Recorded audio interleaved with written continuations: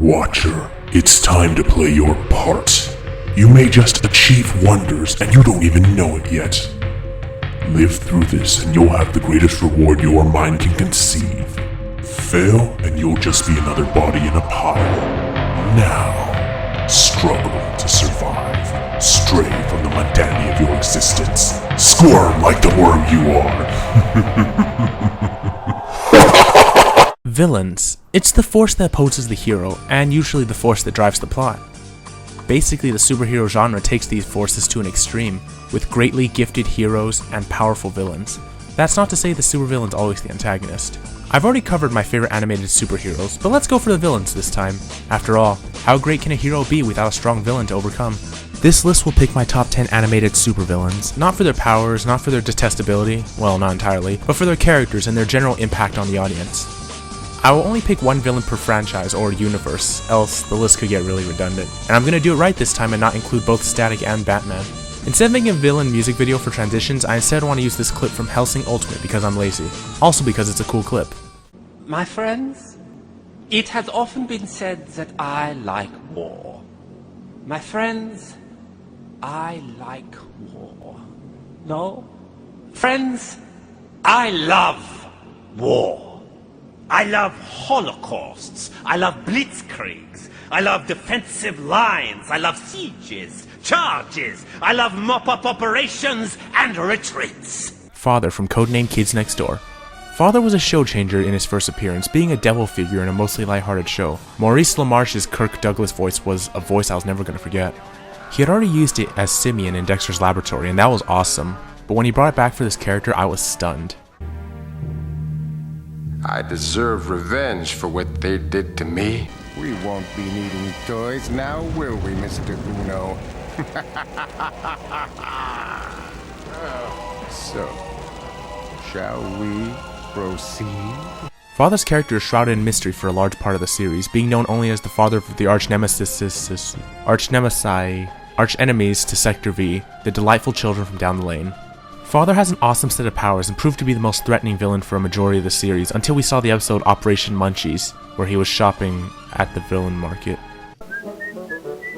Let's see, I could use some more vitriol. Oh, and I've got those coupons for new dishwashing gloves. My dishpan hands are killing me.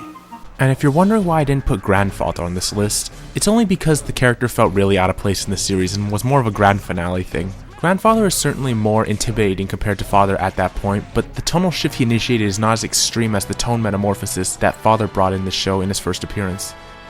Plus, in Operation Zero, Father managed to make Grandfather tremble in fear, which was awesome. You came to bed! Now you've made me very. Yeah, forget it. You can wrestle with Pappy yourself, Monty. I'm going to get some Rocky Road. For a bit, and then it sort of peters out. My heart leaps with joy whenever a soldier is tossed high into the air and cut to pieces by well-placed sniper rounds. Zabuza from Naruto.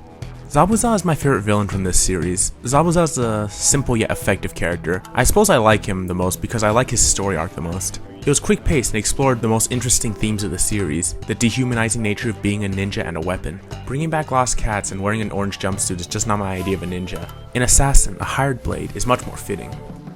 Zabuza was introduced before Gaara and Orochimaru came along to be antagonists. Those villains were cool, I guess. Gaara is a psychotic foil to Naruto who became the monster everyone said Naruto himself was, until he was later cured by the power of friendship after he lost to Naruto. And Orochimaru is pretty much the worst person ever. But Zabuza as the villain is my favorite. He's not really evil, he's just being an assassin. It's his job. Sure, he can be kinda sadistic about it, he's even won the title of Demon of the Mist, but he's killing because that's what ninjas do. That's what their historic purpose was in feudal Japan. I really enjoyed the humanity element of Zabuza. It made him seem like someone who could be redeemed, and that made his actual redemption great. This show explored being a ninja probably at its darkest and most realistic very early in the series. Heck, he has a servant named Haku, which literally means weapon. By the way, I really like this guy's fighting style. Even though he got his ass kicked by Kakashi multiple times, he's got a cool water theme to his abilities. He's a deadly assassin who wields a 6-foot-long sword. It's a cool weapon, but I realize it's highly impractical if you're an assassin. Oh, this? It's A gift. A gift to the Emperor. Yeah. Zabuza's redemption was one of the most satisfying as well. The whole build-up of him from the slaughtering of his classmates in young age and treating Haku as a servant made him intimidating and pretty monstrous. Then when Haku died and Naruto begged Zabuza to stop being a heartless monster and act like a human being, he has his ultimate badass moment. Charging into a private army without any arms, wielding a knife in his mouth to kill the evil employer, playing up his demon persona, and then dying with his protege as the human being he could have been in life. That right there is the perfect way to go down. I salute you, Zabuza. Also, I hear he came back in part 2. I stopped following the series at that point, so I can't comment on that. Pleasure.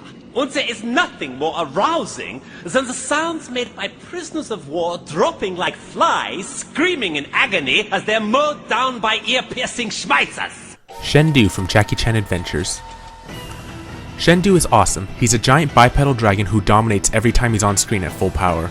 From his fearsome appearance to his uniquely Zodiac-themed powers to his threateningly unforgettable voice or his army of foot ninjas whom he can summon at will, this dragon rocks. It was this guy and Jackie Chan's character that drew me in to watch the show. This seemed like a villain that was fit to fight Indiana Jackie Chan. Except this is an Indiana Jones cartoon. Never mind. Shendu is one of the most despicable personalities I've seen in a kid's cartoon villain. If he makes a deal with you, expect him to keep it about as much as Hitler would. This guy's got a backstabbing fetish. Valmont, his own siblings, Daolong Wong. In fact, it's kind of funny to see him get pissed at Drago for abandoning him in the 5th season. The 5th season may have had an underwhelming villain, but that was some satisfying karma there. He probably would have betrayed the humans in the series finale if he wasn't conveniently sealed in a duel with his son. Even his weaker version in Valmont's body in the 2nd season kicks ass. He breathes fire and overpowers a quarter-ton Japanese man with ease. Even if you kill him, he doesn't die, he just goes to a spirit world. The only way to deal with him is to seal him in a statue that can still tempt you with lies. That adds to his villainy. He is truly immortal. I also consider Tarakudo for this list, but his influence on the show and its viewers aren't nearly as great as this dragon. Plus his kryptonite is... onions. Sorry man, Shendu wins this one. I am the keeper of the talismans. I am the apocalypse of which legend speaks. And I am, for once and for all, your executioner. I love it when my forces are ravaged by a Russian armored division. Him from the Powerpuff Girls. This guy is one creepy bastard. His voice ranges from annoyingly high to threateningly low.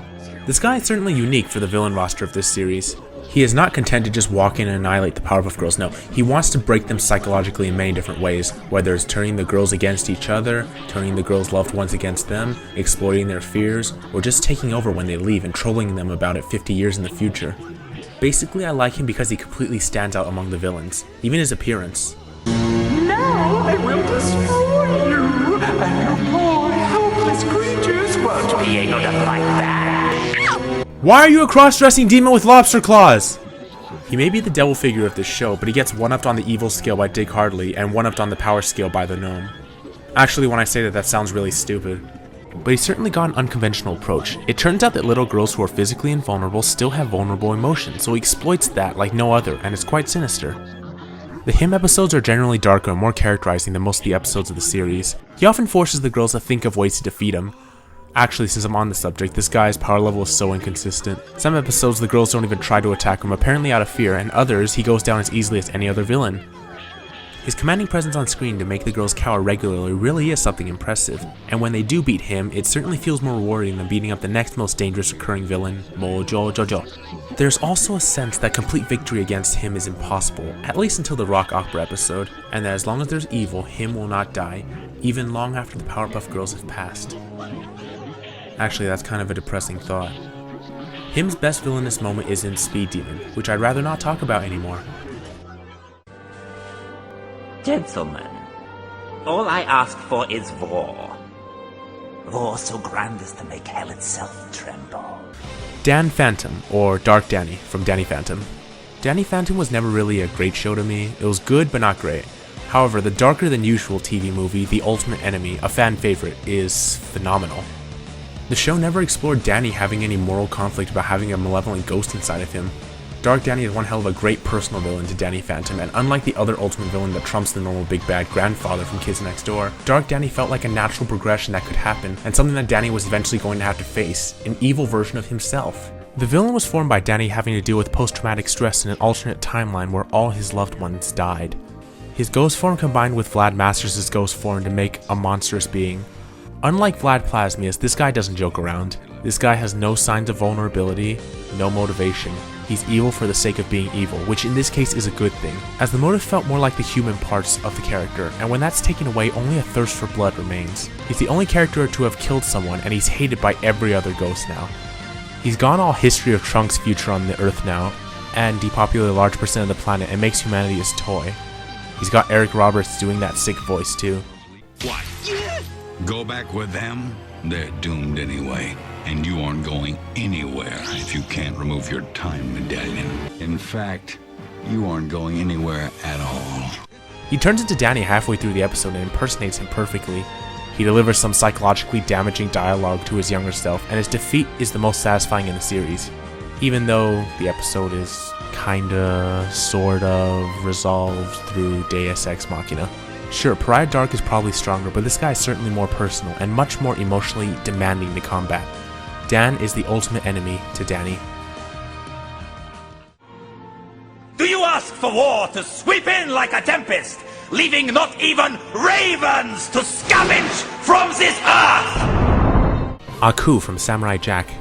This guy right here has everything I love about a supervillain. He's got a cool set of abilities: shape-shifting, fire-breathing, laser vision, tearing open holes in the space-time continuum, etc. Haku can be very silly and in the same episode go to quite intimidating. Mako gives one of the most unforgettable performances ever. He's so over the top and filling to the brim with ham. This villain is so enjoyable to watch on screen. One moment he can spur a laugh from the audience, and the next he could have them petrified with fear. He's scheming, manipulative, and also has a degree of invincibility to him, though not to the level of him. Haku is hard to explain. I like the tonal ranges the character goes through, sometimes over the same episode. He tells fairy tales to children. He disguises himself as a female traveling companion to Jack, just to harm him emotionally when the truth is revealed. He ties Jack's father to a tree and forces the man to watch as the demon destroys his hometown. He tries to order pizza. And he blackmails a robot with emotions by threatening to kill the only thing he loves. I'm just saying that if another villain tried to do this, it would be very jarring, but when Haku does it, it feels natural, as part of his character. Father never recovered from going to the supermarket. Haku does that kind of stuff all the time, and his identity can still intimidate. He feels like a very complete supervillain. Haku. Pure evil, pure comedy, pure malice, pure laughs. Speaking of laughs, he had a laugh no one was ever going to forget.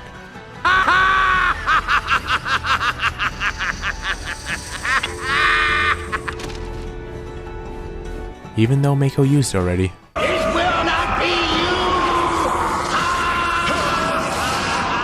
used! We need a massive war! A war beyond any other that man's history has ever known! Slade from Teen Titans. Slade is the non-superpowered main antagonist to the Teen Titans for the first 2 seasons. What this guy does is deplorable, and his attempts to emotionally break his victims is so brutal yet so effective. This guy wants to make sure his victory over you is psychological, as he can't go 1 versus 5 against the Teen Titans. You never see his face, well, kinda, and he's only given one eye that looks directly into your soul. Slade is a terrifying villain, and an effective one too. When I first saw the show, I expected the Titans' arch-nemesis to be something that can fight them all at once, someone with a high physical threat level. But instead, we got one of the most well-written manipulator characters of my childhood. Basically, Slade can't really go head-to-head with any member of the Titans except Robin. I guess one reason I really like Slade is because he's also a perfect foil to Batman. Both are ultimate schemers, fight without superpowers, have cool gadgets, and often have to outsmart their foes. However, Slade is brutal and evil and wants control while Batman wants justice. The comic version takes it farther, with Slade being a guy who uses guns and kills people, 2 things Batman will never do. But this version takes the Batman foiling far enough. In the show, Slade's dialogue is so armor-piercing to the heroes and knows exactly how to mess with the emotions of the characters he's trying to break, whether it be Robin, Terra, Raven, or Beast Boy. It's perfect, as is Ron Perlman's subtle delivery of the lines. This guy's not hammy, he's like anti-ham. Who are you?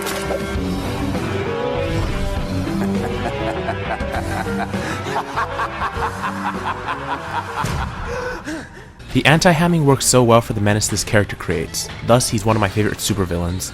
Also, he served the devil figure of the series until he was betrayed, then went down to hell to beat up a pyramid head looking dude. He proceeds to give the finger to Trigon and delivered several painful blows to the guy with a giant flaming double-sided axe. That is badass. Go Slade. record, I'm nobody's servant.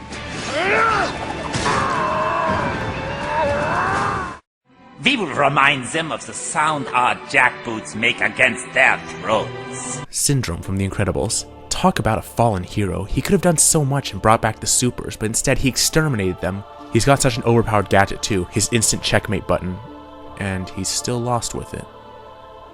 And he started out as a fanboy who was rejected, and swore revenge against all supers because of that. And he sure whines an awful lot. Actually, Syndrome kinda sucks. I remember liking the villain to this movie a lot, but really? Syndrome? Is it really him?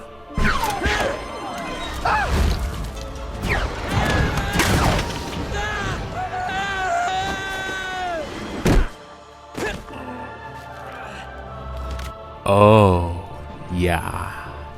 It was that thing. The Omnidroids are my real choice for number 3. These things are intimidating. They were made to kill supers, and damn do they succeed.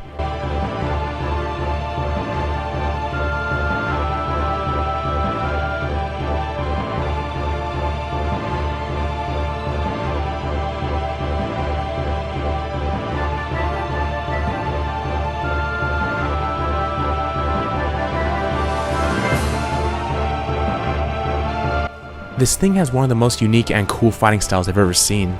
To travel, it rolls around like a ball and it hits things with claws on the end of tentacles. Syndrome works thematically as the person who wants to tear down the supers and make them worthless, but he seriously gets overshadowed by the Omnidroids on a dramatic level. It evokes Hal from 2001: A Space Odyssey with that glowing red eye, and it doesn't say anything. Slade's subtlety made for a scary character. This thing's silence makes for a horrific, man-made monster. This thing will only kill, and it even outsmarted Syndrome when it realized Syndrome's remote was a threat to it. I like how this thing is a juggernaut in the climax because it could not be overpowered by the abilities of the heroes, which would have made a much more conventional climax. That's important to add to the menace of this antagonist. They had to attack its weak point with a proper item for massive damage. It really is a perfect villain for this film. How do you think I got rich? I invented weapons, and now I have a weapon that only I can defeat. And We will remind them that there are more things between heaven and hell than are dreamt of in their philosophy. Cell from Dragon Ball Z. I was considering Frieza. It was close, but I picked Cell. Frieza is the psychopath character and he's certainly more evil than Cell, but I just couldn't get over how much subcontracting he did in his saga, instead of relying on his own cunning like Cell did, or how petty he was even when he wasn't desperate.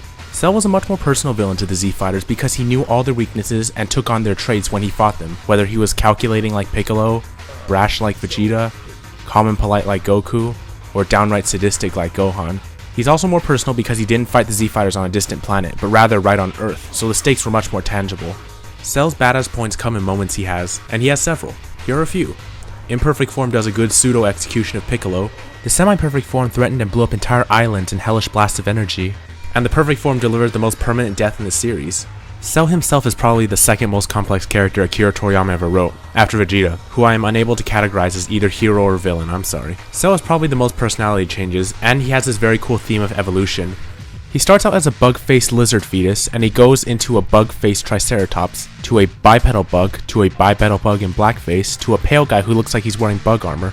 Additionally, he benefits from a strong vocal performance in both the Funimation dub from Damian Clark and in the Japanese version from the legend himself, Norio Wakamoto.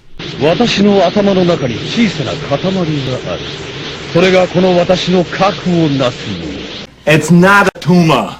I can't die, it is impossible. Even if I self-destruct, I will always come back. Cell is similar to Dan Phantom in that he's the heroes facing themselves combined with another major villain. There's quite a bit of Frieza in Cell's character. He's polite, he can certainly be sadistic, and he's even shown to use his tail a lot in his earlier forms. I also like how Cell's shown to be quite a bit smarter than every other villain in the show. I like intelligent villains that know how to break the heroes, and it gives the heroes a second bump to overcome beyond just a physical one. Additionally, this guy went down in the most dramatic scene in the series. Frieza's first defeat worked thematically to show how pathetic he really was, and Boo's was pretty cool to see everyone chip into the Spirit Bomb. Cell, however, goes down in an episode-long beam struggle where he not only holds back Gohan's energy beam, but also takes a pounding from all the Z Fighters simultaneously and keeps them down with his gas. Additionally, Toriyama gets points for preserving Cell's dignity a whole lot better than he did with Frieza's. After the Frieza saga, the guy comes back and gets killed by Trunks in like 10 minutes. By comparison, the villains of the Boo saga were weaker than Cell's ultimate form until it was matched by Majin Vegeta and surpassed by the time Boo came around, and the heroes were forced to battle Boo in means other than level grinding too. whether it be fusion, Z-Sword, or Elder Kai potential unlocking. Cell, you were my favorite villain as a kid, and you very nearly hold on to that honor now. Also, if you guys are asking about the movie villains like Broly here, no, I refuse. I like some of the movie villains, but none of them get to be placed at the same level as the series villains.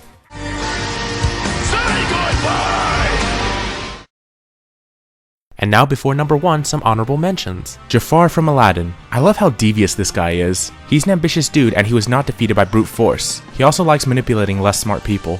His defeat in the first film was very apropos to his nature. He's one of my favorite Disney villains I can definitively call a supervillain. I hear Maleficent is awesome as well, but I haven't seen Sleeping Beauty yet. General Grievous from the 2003 Clone Wars series. This guy actually got me excited about Revenge of the Sith. In his opening scene, he takes on 5 Jedi, including a Master, and very nearly beats them, and he couldn't use the Force either. I might have just stuck him onto this list if his appearance on Revenge of the Sith wasn't him just coughing and moving with very little of the alacrity we saw in the cartoon shorts. I guess that just means Gennady Tartarsasi knows how to make better action scenes than George Lucas. Jack Spicer from Shaolin Showdown. He's my absolute favorite part of this show. He would have been one of the only sympathetic villains on the list if he'd made it too. This kid is so funny, and the idea of him being such a wannabe amuses me, always declaring loudly that he's evil. The other villains on this show, though not bad, in my mind, don't match up to the picks on this list. Amon from The Legend of Korra.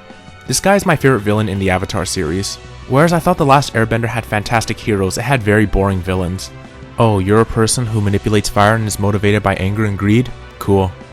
Amon turns out to be a great villain. He's a master speaker who believes in what he's doing and doesn't just seem to be selfish. The only reasons he doesn't get put on this list is mainly because I focus on older cartoons, and I couldn't deal with how anticlimactic the season finale was. Yes, my friends. Soon, Europe's charred remains will illuminate the night sky.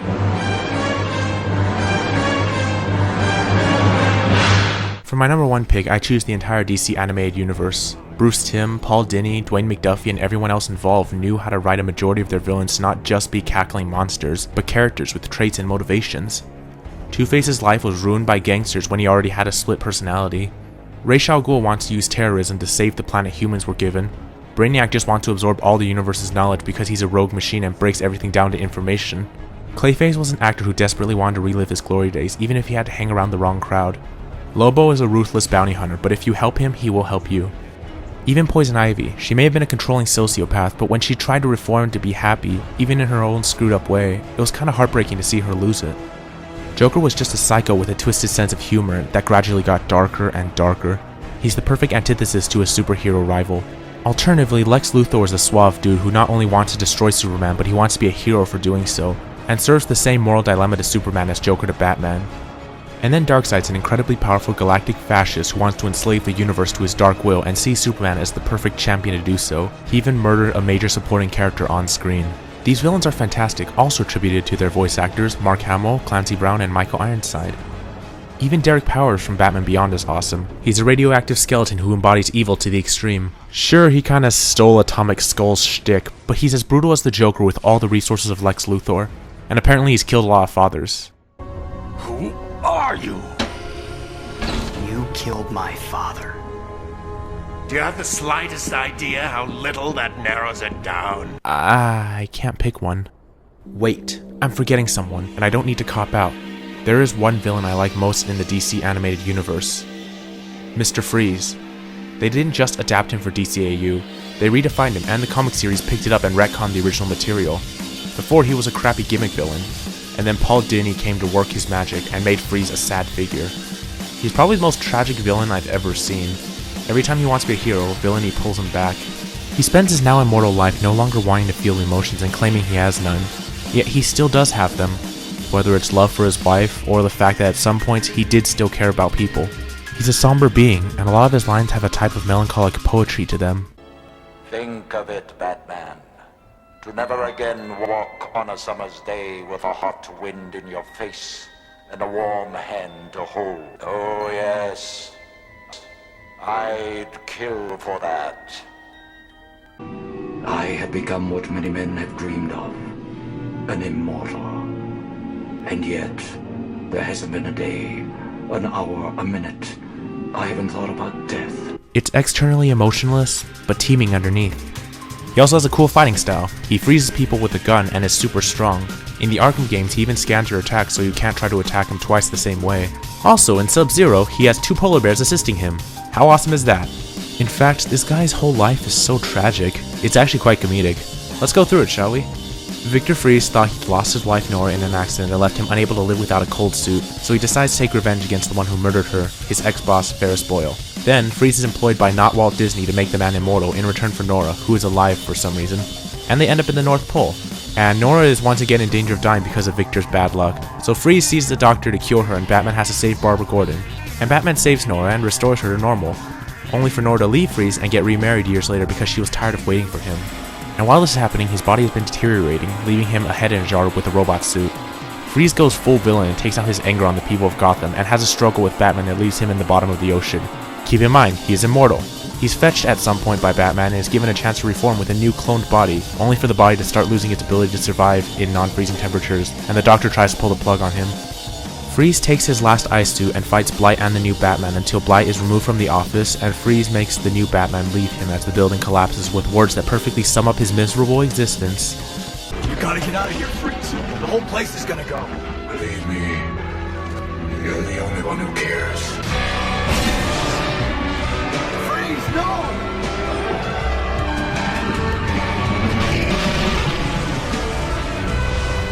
So in essence, this is Freeze's existence. Hey Freeze, you want a normal life? Nope. Oh no, you can really have it this— Nope. Here's your redemption, just come here and grab— Nope. What are you doing? Ah, you're so gullible. What are you doing with that freeze ray?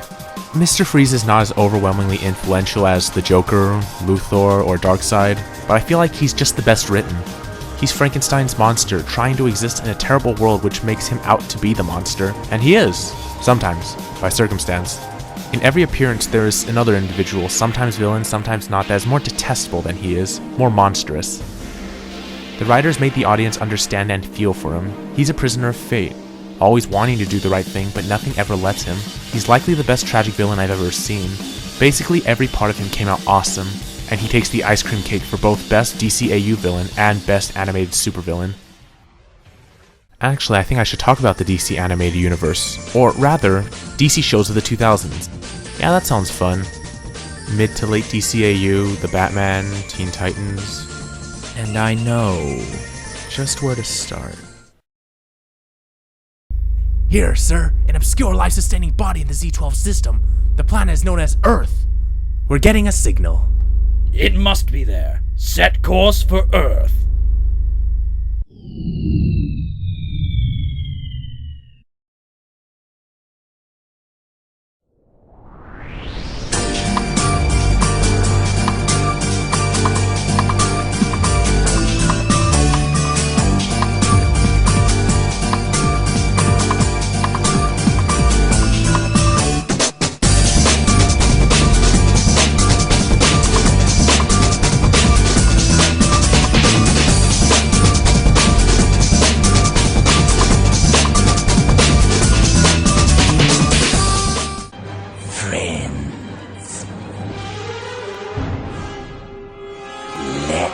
Bring them